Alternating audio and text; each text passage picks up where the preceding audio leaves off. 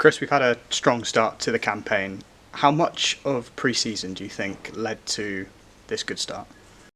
I think running with a tight squad for as much of it as we did has probably played a huge factor in that.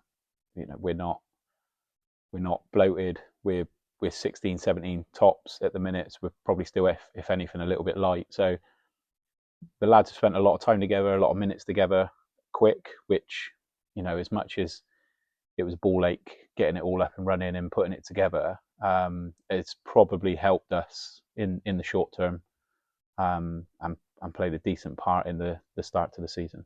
With the player recruitment, you mentioned that it's a tight squad, they're close. Do you think there are standout characters that have really shown what they're about in the start that we've had?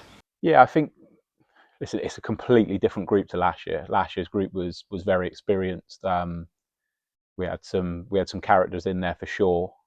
This group is different. You've still got your lads that will pull the dressing room together and make sure we enjoy it as much as we're going to work hard.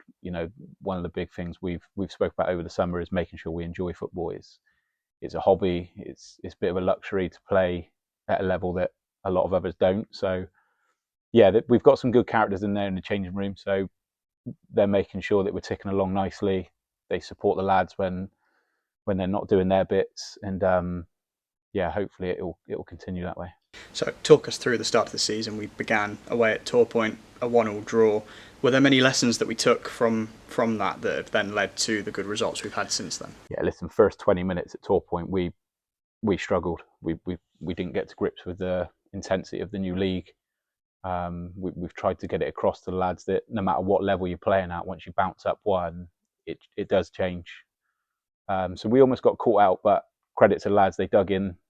We had some words at half time about how we want to address things and fix things moving forward. They've bought into it really quick, really well. Yeah, and like you said, it was probably good for us to have a derby pretty early on in the Bolton game as well, just sort of something to sink our teeth into and again get the grips not only with the pace and the intensity of the league, but a local side, local management, local players that there was more on the line that night for us for sure. Listen, Bolton weren't at their best, and we're very aware of that, but we were good on the night, and I think it helped having that early. So yeah, the only disappointing one really is the Nuki one. I think again for 70, 75 minutes we were good value to get something from the game, if not all three, then just a point. But moments of madness, lapses in concentration, maybe. Listen, you can sit here and you can put it down to a million and one things. A long car journey, maybe we didn't prep right. The management may have got some things wrong, or the players just weren't at it at the day. But we got it back to 2-2. We looked like the side that were going to go on and win it. And again, I've said to lads, they were a credit to the club on the day. They did everything right. I took responsibility for that one. We only had two senior subs and a young lad on the bench. So my job is to put 16 lads out on a match day. I failed to do that. So, that one was on me for sure.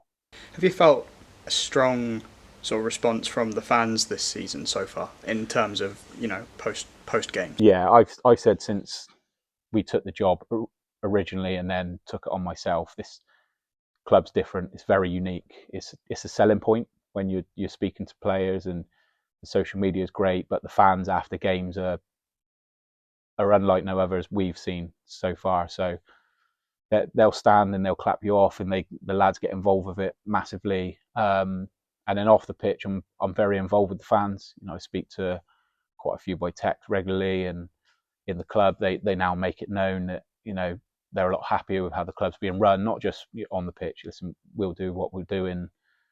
The club will always be here, whether players move on and stuff. So, but they're very happy at the minute. They wanted to get promoted. They got promoted. They're making the most of some nice seaside journeys. They're happy. They're a happy fan base. I'm very sure that they'll let me know when they're not. They pay their money to come in, so they've got every right to have that opinion, and they'll be very honest for sure. And listen, I'll listen. I'll always listen to the fans as much as I listen to the committee and the players. They're a huge part of this football club. So of course, let's move on to the FA Cup, and we faced Bournemouth Poppies here at home. What was that day like for you? Yeah, it was a good day, obviously for the football club. It was tough because we knew what was at stake. We knew what the next round um, had waiting for us should we get through. So one side of it was you knew what was there, so it was added pressure for sure because Westbury Bournemouth Poppies wouldn't have been anything like tomorrow will be. Um, so we knew we had to perform. There was no sort of off days that could be had. We couldn't carry passengers, and we did. We did just that. We were comfortable on the day. Credit them. They were a decent side, and listen, one or two things could have gone their way. It changes the game, right? But we knew what was waiting for us on the other side if we could manage to get through, and that's cup football. It's not about being pretty over 90 minutes. It's about qualifying and for the next round, and that's what we've done. Well, we talk about the next round, so let's look ahead to today. What's at stake today? I don't think much for us, to be fair. We're in a no lose situation. Um, as far as draws go, this was as good as the club could have wished for. Again, playing squad aside and us, for the football club, this is the biggest draw that they could have got, I think. Very local, a few ex-players in there, few ex-players in the management as well as in the side. So listen, it's going to be a massive day for the football club. First and foremost, there'll be a decent crowd. The weather's meant to be in the 30s, so we're not going to have any problems there. For the playing side of it, we've got nothing to lose. Listen, we've had a great start in the league, which is obviously the bread and butter for us. We wanted to get through one round of the FA Cup. We've achieved that. We're in obviously into this round now, so we'll just enjoy the day. That's all the lads got to do. We've spoken the week at length after the Brislington game. We've had chat since with the lads and what we expect, and they've been told under no uncertain terms, because it's no lose, you don't turn up and sack it off or think you're going to get away with things that you wouldn't on any normal Saturday. But for us, we as a football club, we'll turn up tomorrow, we'll put things in place that we've worked on, we'll give it a bash, and that's it. We see what happens. The pressure will be on them. They're expected to win. They've done amazing with that football club over the last sort of, I don't know, 6-7 years. To get from where they were to where they are is unreal. And like I said in my notes, they've pretty much been the blueprint for any local football team recently on how to run a club properly on the pitch, maybe more so than off it. So yeah, listen, they'll be expecting to qualify. Their fans will be expecting to qualify. But yeah, we'll have a go and we'll see what happens. And just in a more general sense, what does the FA Cup mean to you? It's a special competition, and at any level that you enter, it's nice. In the last round, obviously, the kids got involved in stuff, so it's nice to have those bits to look back on. For the club, it's huge. That was one of the big parts about coming back to step 5 is you get FA Cup football, the money it generates.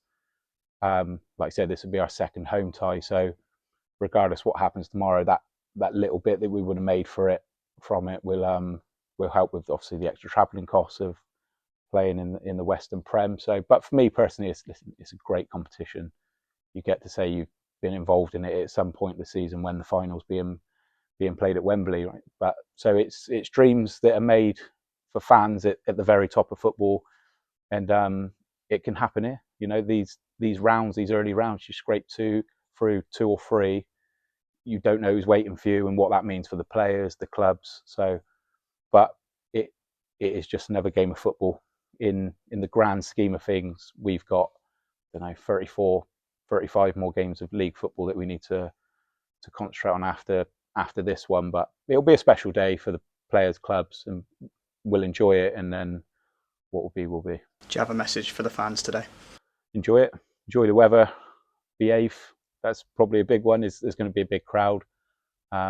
We've seen silly things go on at other games recently, not necessarily local, but just yeah, you're a part of the football club, and it's a special football club. You've been brilliant for the whole time we've been here. So make some noise in the new stand, outside the new stand, and yeah, just kick us on when things are tough, which they will be at some point. Perfect. Thank you, Chris. Legend.